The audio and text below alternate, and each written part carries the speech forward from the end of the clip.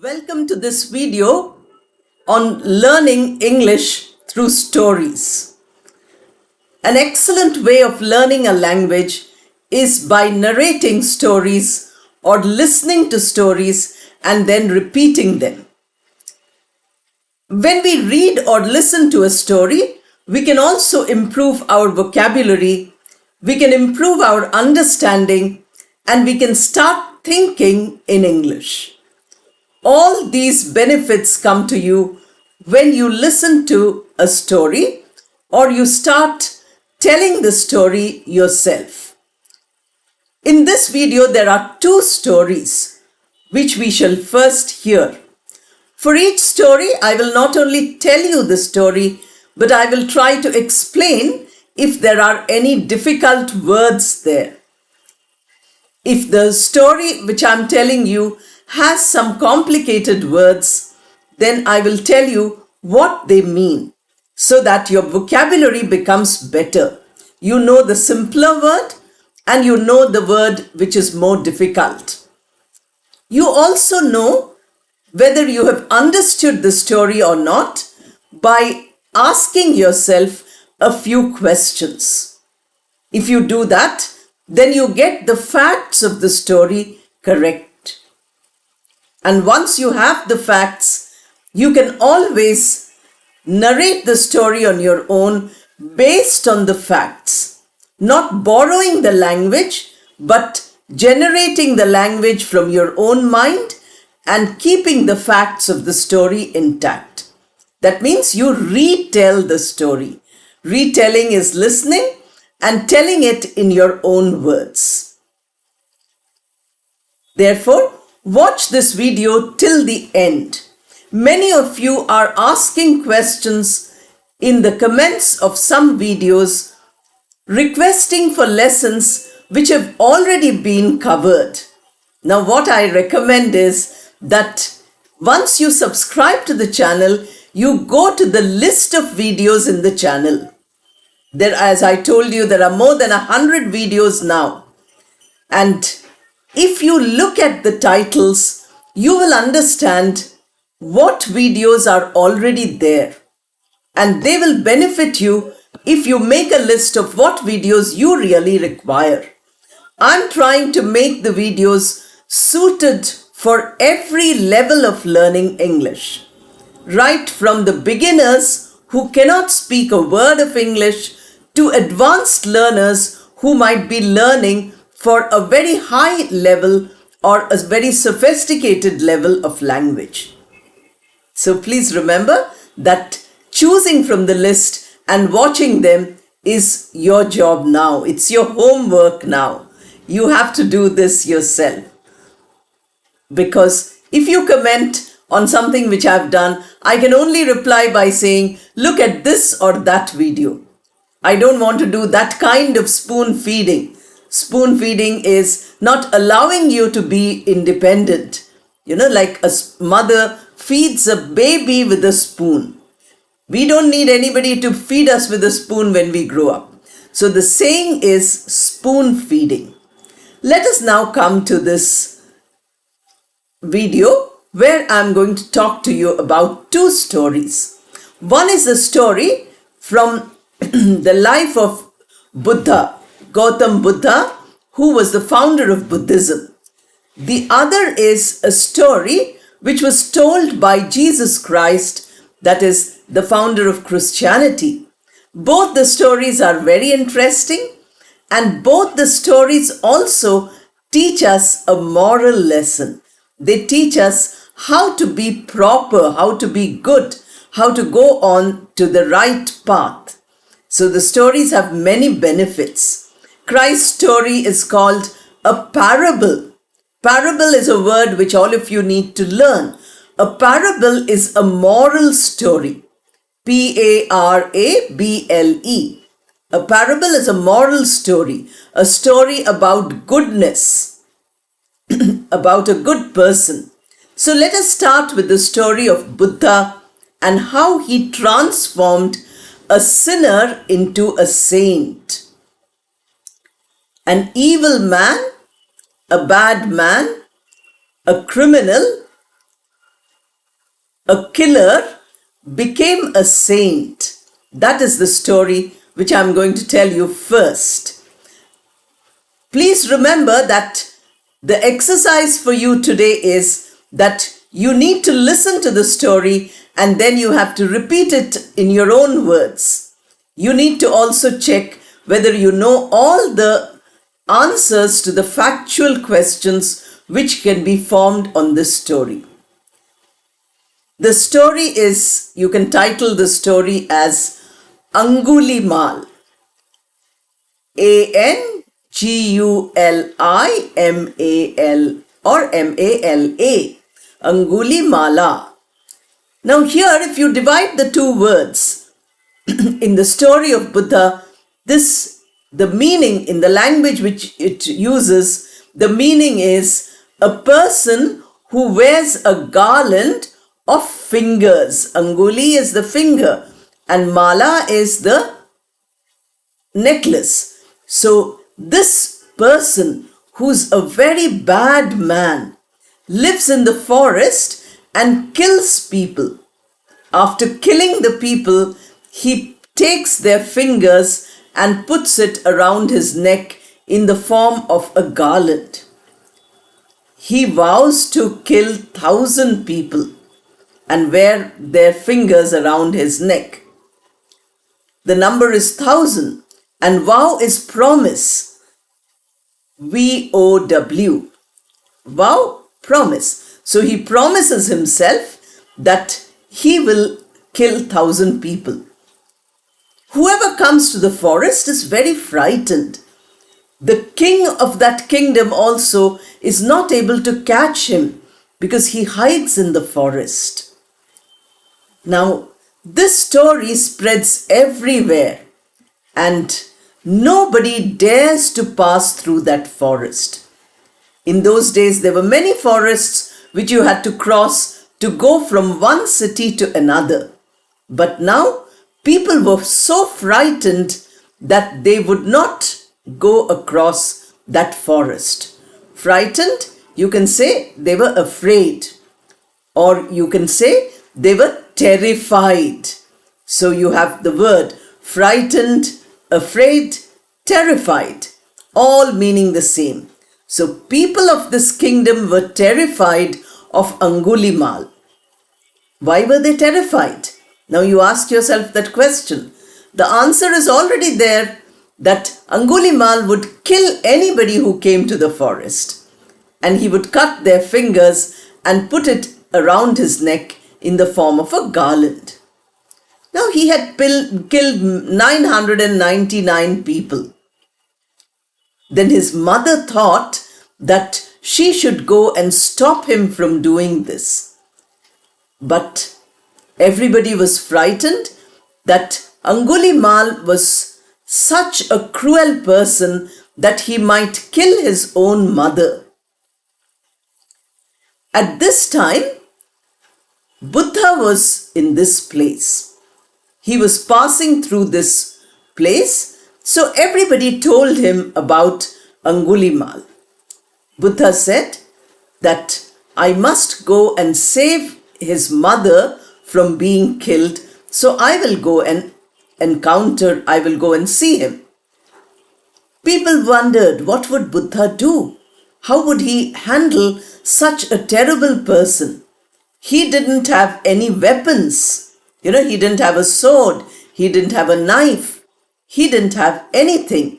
He just had a pot, and that was his begging bowl, and he had a long bag, nothing else.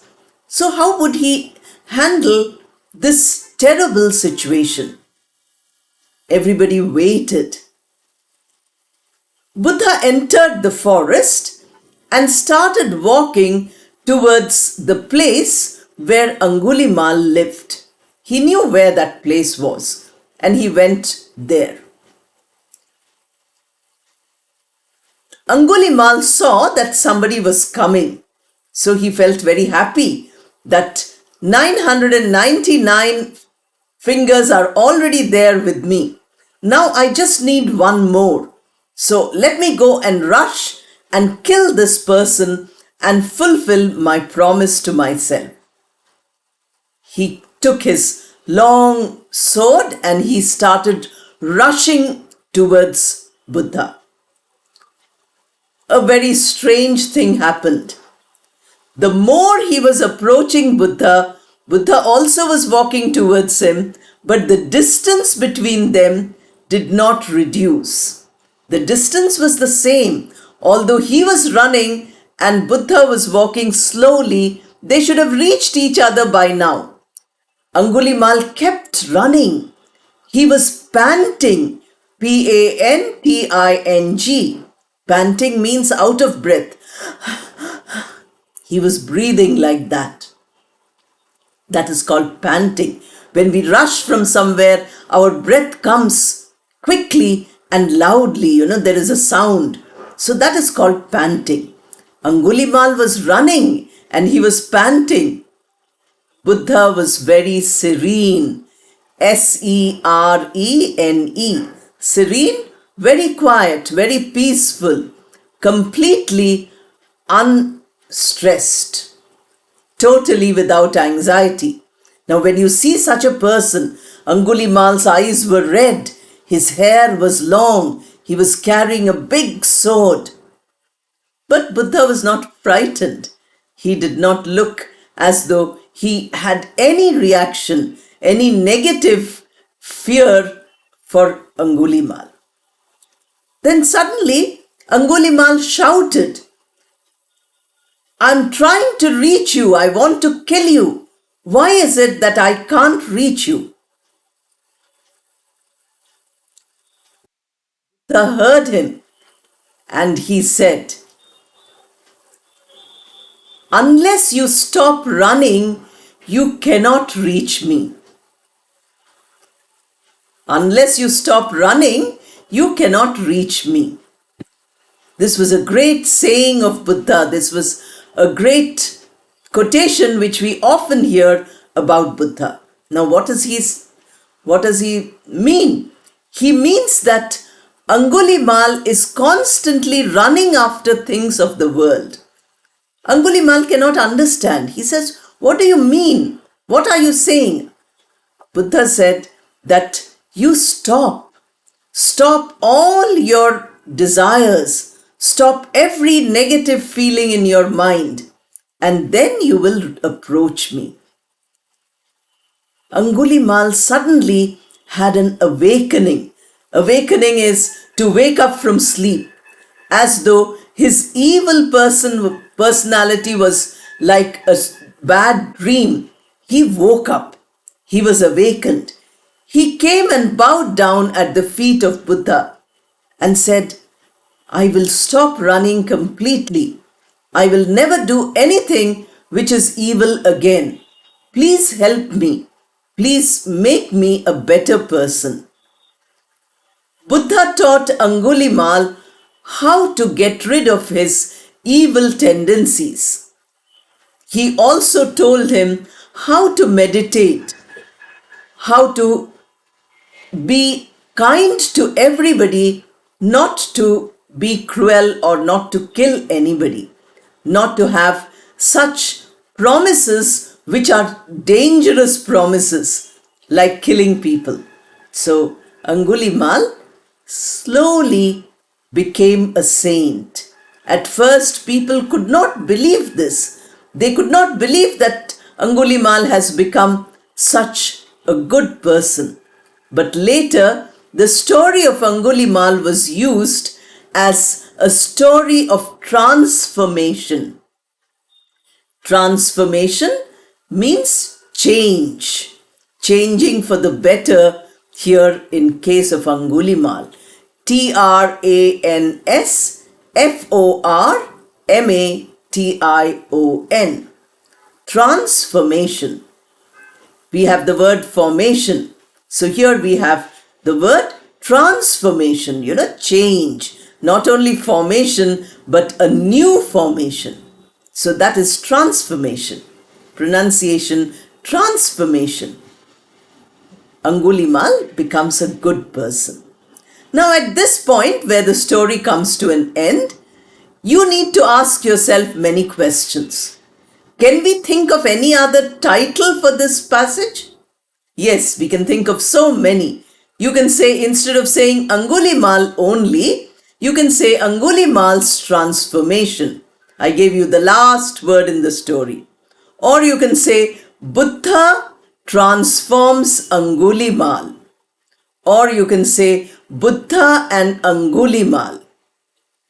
Or you can say the sinner becomes a saint. No names are mentioned, not Buddha, not Angulimal. A sinner becomes a saint. You can use many such titles. Now, ask yourself a few questions. What was the vow Angulimal made? The vow is promise. So what does the word vow mean? Promise. What is the promise Angulimal made to himself? He said that he would kill 1,000 people and wear the fingers around his neck as a garland. How many people had he already killed? He had already killed 999 people. He only wanted to kill one person. Now, why did Buddha come to the forest? Buddha came to the forest to save Angulimal and save him from killing his own mother. What did Angulimal do when he saw Buddha? Angulimal took his sword and started running towards Buddha to kill him. Could Angulimal reach Buddha by running towards him? Angulimal could not reach Buddha by running towards him. Then what did he say? He shouted at Buddha, asking why he could not reach him even by running. What did Buddha say? Buddha asked him to stop running to reach him. What did Buddha mean? He meant that Angulimal should give up all desires behind which he was running so much. Now you also have one more question. What did Buddha do to Angulimal? Buddha changed Angulimal from a very evil person into a saint, into a very good person. The moral of the story, what is the moral of the story? The moral of the story is that nobody is completely bad or nobody is completely good. A person who is bad now can become very nice in the future if he or she goes in the right path. This is our first story. Now let us move on to the second story. Very famous parable of Christ, the Good Samaritan. Today, the word Good Samaritan has become a part of the English language. Whenever a person is helpful, we use the word Good Samaritan. My car broke down at night and a Good Samaritan came and helped me. A Good Samaritan is a person who helps you. There was a loud noise and everybody was frightened. A Good Samaritan came and told us there was nothing to be frightened about. In this way, the Good Samaritan is used. It is from this story of Christ, the parable, where the word Good Samaritan has become a very important expression in the English language. Now, the story goes like this, that there was one Jewish person. We have Judaism and we have the Jewish religion and we have the Christian religion. So here was a Jewish person who was going. He was traveling over a long distance and he was going to a place called Jericho. Now again, the word Jericho has become a part of the idiom. Going to Jericho means that you are going into an unknown area, a dangerous area. So this man was going to Jericho, and suddenly on the way, many robbers came and robbed him. They took away everything. They beat him up completely so that he couldn't move. He couldn't get up even from the road where he had fallen. Now he had nothing. His body was all broken, and his money and his whatever he had, luggage with him, everything was taken away. There was a priest who passed by who did not help. There was another person who passed by who did not help.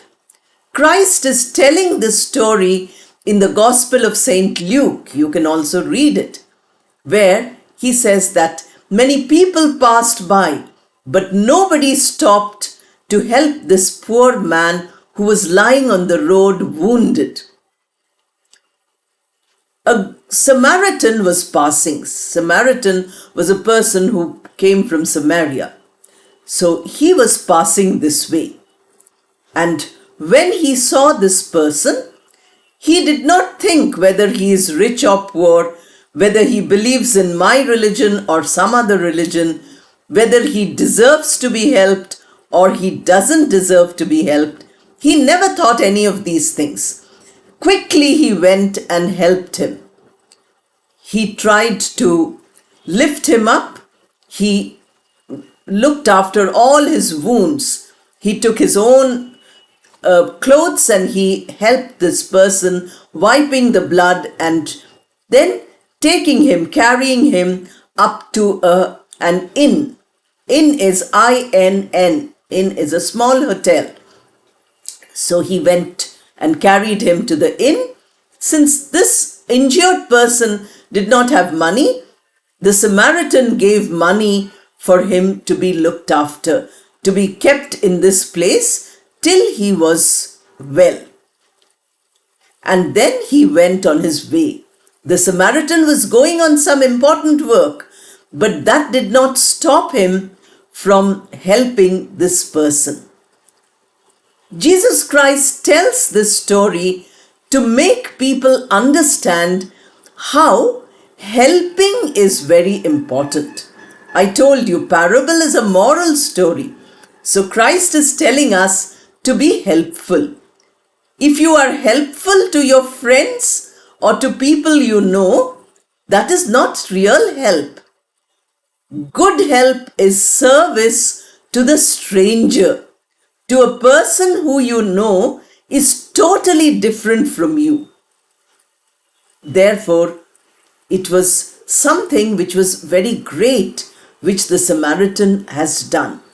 Therefore, today, the word Good Samaritan, as I told you, has come from that story. Christ ends by saying that the Good Samaritan showed us how to help each other. Christ also said, love your neighbor as you love yourself. So who is the neighbor? A lawyer asked. Who is our neighbor? Christ says, the entire world is your neighbor. Your neighbor is not only the person who lives next to your house. A neighbor is every human being. So the story of Good Samaritan tells us that we should help everybody, considering them as human beings, as neighbors, whom Christ has told us we should love. So you can see how this story gives us some important words in the English language. It also gives us a narration which we can narrate very often. If somebody uses the word Good Samaritan, there you can tell the story. You, in small talk, if somebody mentions, I met a Good Samaritan today who was helping all the poor people. Then you say, do you know, Good Samaritan was a story which was told by Christ, and this is the story. There, the small talk goes forward. You take the conversation forward because you are narrating the story which was told by Christ himself. Now again, what you do is you retell this story in your own words. using the story as I narrated to you. Now you take up the telling of the story, the retelling of the story in your own words. But before you do that, you can always check whether you have followed everything or not. What happens to this traveler who's going from one city to another? The traveler is attacked by robbers when he's traveling from one city to another. What do the robbers take from him? The robbers take away all his wealth and everything he's carrying.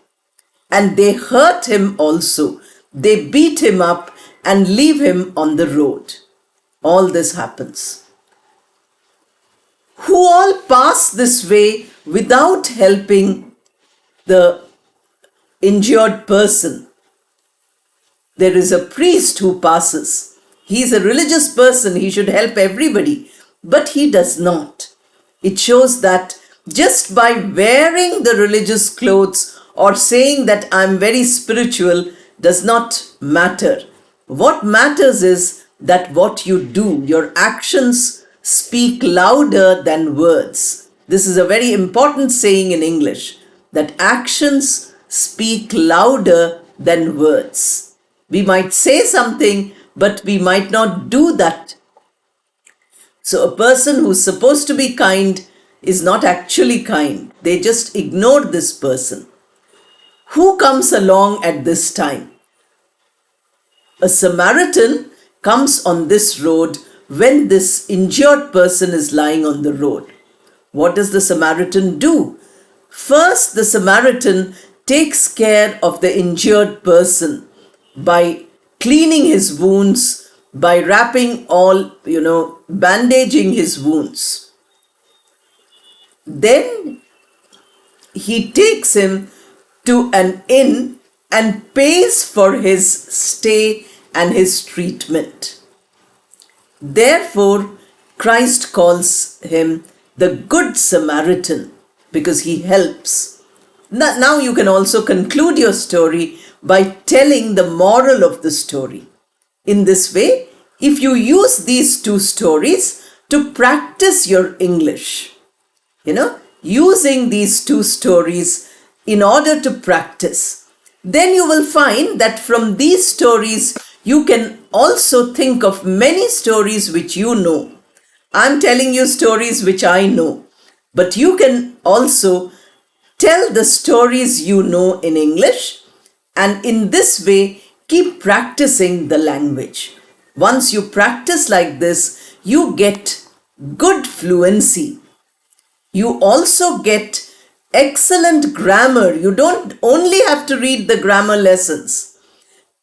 After reading the grammar lessons in the videos on grammar, then you practice that grammar. And how will you practice it? One way of practicing is storytelling, by telling stories. Vocabulary. I told you, the basic beginners start with simple vocabulary. Slowly you increase your vocabulary. Use all the words in the correct order for the correct sense. Whatever meaning you want to show, use that kind of word. If you do that, then you find that your vocabulary is coming useful when you tell these stories. Since you are speaking aloud, your pronunciation, your intonation also improves. Tell each story loudly. Tell it to yourself if you do not have friends. If you have friends, tell them. If you have students, I find many teachers are there, who have subscribed. So you tell your students. If they are students of the nursery classes, tell them in simple 5 or 6 sentences. If they are students of the higher classes, 6th or 10th, tell the story in a more complex way. Use English and ask them to retell the story using English. Tell half the story and then leave them to tell the other half. In this way, if you do exercises, you will find that your speaking becomes better. So, learning to speak using a story is a wonderful technique for learning good English. Thank you and all the best.